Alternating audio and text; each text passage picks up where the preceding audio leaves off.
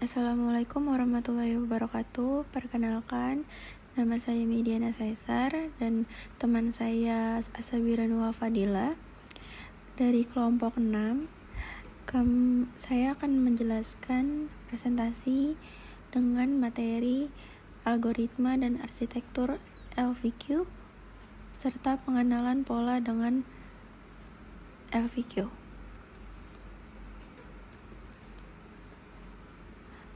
Yang pertama itu ada pendahuluan. Klasifikasi data merupakan bagian penting dalam kecerdasan buatan. Salah satu metode yang digunakan untuk mengenali dan mengelompokkan pola adalah learning vector quantization atau disingkat dengan LVQ.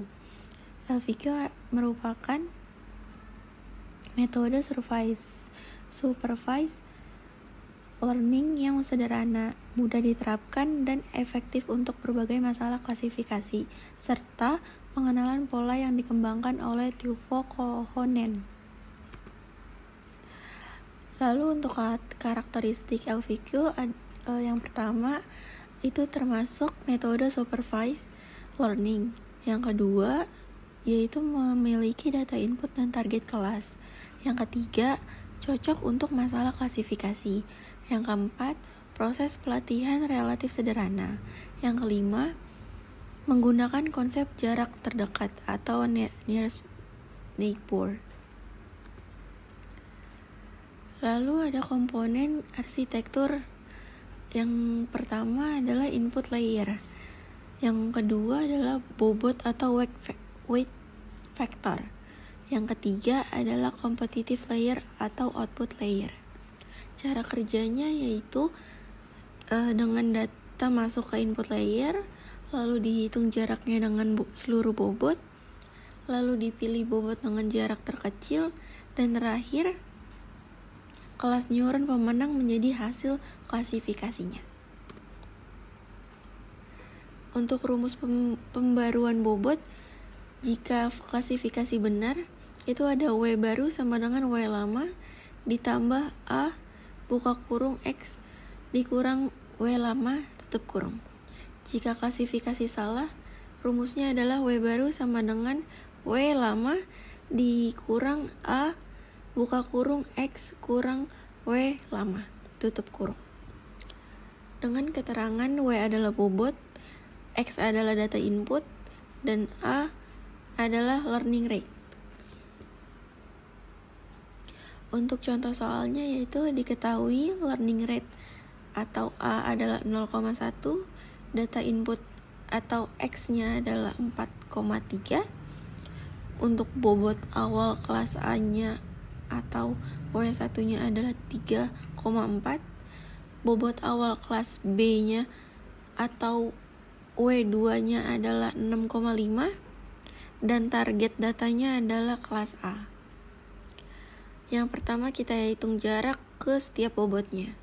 Jarak ke W1 sama dengan D1 sama dengan akar dalam kurung kuadrat akar dalam kurung 4 kurang 3 kuadrat ditambah 3 kurang 2 kuadrat sama dengan akar 2 sama dengan 1,41. Jarak ke keduanya dengan D2 sama dengan akar 4 kurang 6 kuadrat ditambah 3 kurang 5 kuadrat sama dengan akar 8 atau sama dengan 2,83. Karena 1,41 lebih kecil dari 2,83, maka neuron pemenang adalah W1 atau kelas A. Untuk mencari pembarui bobot, karena kelas pemenang sama dengan target atau kelas A, gunakan rumus W baru sama dengan W lama ditambah A dalam kurung X kurang W lama. Untuk substitusinya, W1 sama dengan 3,2, X-nya 4,3 dan A-nya 0,1. W1 barunya W1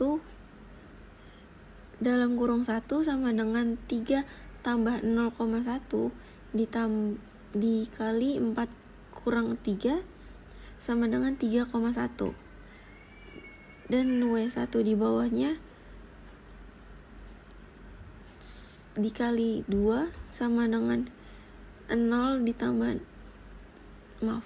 untuk W di bawahnya W1 dikali 2 sama dengan 2 tambah 0,1 dikali 3 kurang 2 sama dengan 2,1. Untuk hasil akhirnya adalah iuran pemenangnya yaitu kelas A, dan bobot baru W1 nya yaitu 3,1 dan 2,1. Kelebihan dan kekurangan LVQ. Kelebihannya yaitu pertama ada struktur sederhana, yang kedua mudah dipahami, yang ketiga cepat dalam klasifikasi, yang keempat cocok untuk pengenalan pola, yang terakhir adalah efektif untuk data berlabel. Untuk kekurangannya yaitu ada 4. Yang pertama ada sensitif terhadap bobot awal, yang kedua bergantung pada kualitas data pelatihan, yang ketiga adalah akurasi dapat menurun pada data yang kompleks, dan yang terakhir memerlukan penyesuaian learning rate. Dan kesimpulannya adalah learning factor quantization atau yang disingkat dengan LVQ merupakan metode jaringan saraf tiruan berbasis supervised learning yang digunakan untuk klasifikasi dan pengenalan pola. LVQ bekerja dengan menentukan kelas data berdasarkan jarak terdekat serta memiliki arsitektur yang sederhana dan mudah diimplementasikan.